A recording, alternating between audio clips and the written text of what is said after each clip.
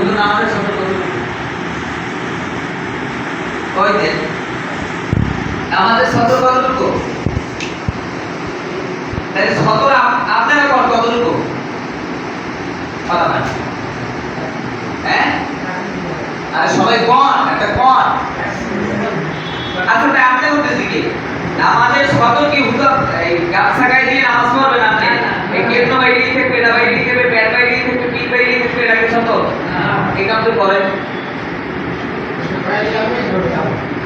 এই যে এই করতে টাকা না দিলে নিজে জানি যে হিসাব করতে এই কেউ যে করি না এই কি এই এটাও তো ফরজ। ভালো করে আপনারাই কইতেছেন শরীর পাক কাপড় পাক নামাজের জায়গা পাক সতর ঢাকা। এখন সতর যদি গামছা এরকম থাকে আইনি কেউ বাইরে গেছে আইনি কেউ বাইরে গেছে আইনি সিনাই ওদিক দিয়ে সব সিনাই তাইলে কি সতর ঢাকা হইল না? তাইলে তো ফরজই হইল না।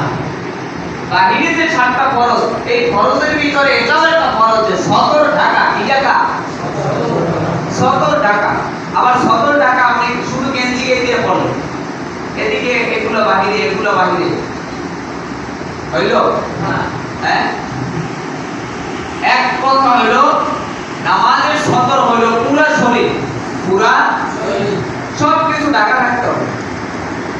সতর ঢাকা এরপরে কি কথা বলেন?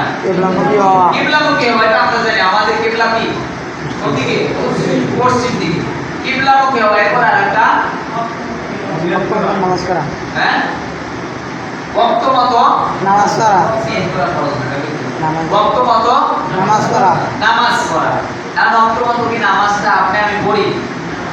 হ্যাঁ, নামাজের নিয়ত। ইন্না সালাতা কানাত আলাল মুমিনিনা কিতাবাম মাওকুতা। 10 নম্বর পড়া যে নিশ্চয়ই নামাজ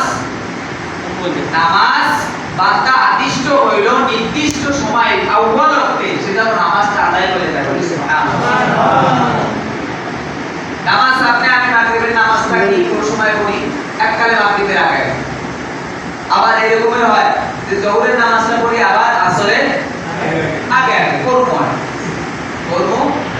আর এশার নামাজটা মায়ের তো না দিতে নামাজটা বাইরে করব। ওই বাইরেই যদি আমি পড়তে যান এগেলেই কিন্তু কেন্দ্র বাইরেই কথা বলেন। বাইরেই যদি আল্লাহ ইমাম হইতে এইটা কি হয়? হ্যাঁ, এখানে কি করবেন? আর আগে এদিকে দেবেন না কি করবেন? এটা কাম হবে। কারণ আমি বলতে ধরেও কথা বলবি না বুঝলি? হ্যাঁ, আল্লাহ সুবহানাহু ওয়া তাআলা আপনাকে আমাকে ইসলামের যে বিধিবিধানগুলো আছে এগুলো জেনে পুঙ্খানুরূপে আদায় করার তৌফিক দান করুন। সবাই বলি আমিন।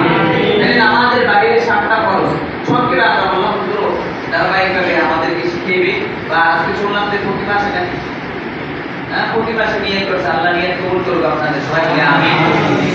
এই জিনিসগুলো ছোট ছোট যদিও বিষয়গুলো কিন্তু আসলে অনেক সুন্দর। শরীর পাক কাপড় পাক নামাজের জায়গা পাক সতর ঢাকা কিবলামুখী হওয়া ওয়াক্ত মতো নামাজ পড়া।